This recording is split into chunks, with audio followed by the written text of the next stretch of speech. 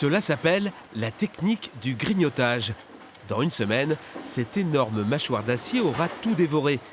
Et il ne restera alors plus rien de cet ensemble de 28 logements construits au début des années 70.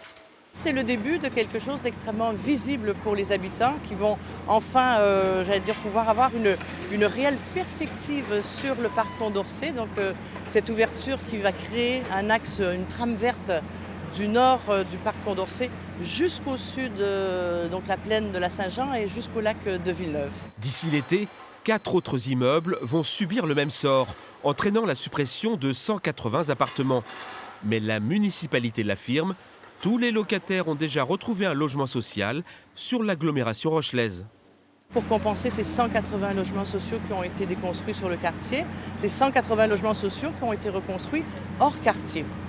Tout ça pour apporter justement plus de diversité, plus d'équilibre sur les territoires.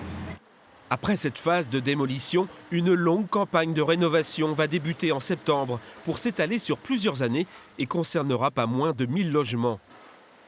C'est plusieurs dizaines de milliers d'euros par logement effectivement qui sont investis au titre de ce projet, avec des grosses améliorations, encore une fois, de confort, alors que ce soit de l'isolation par l'extérieur, parfois de la création de balcons, mais aussi du confort pour nos usagers, c'est-à-dire qu'on va refaire les halls, on va refaire les accès pour certains, aussi pour penser à l'accessibilité des différents bâtiments.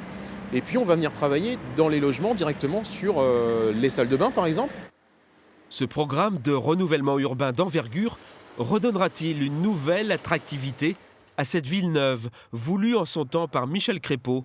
C'était il y a tout juste 50 ans.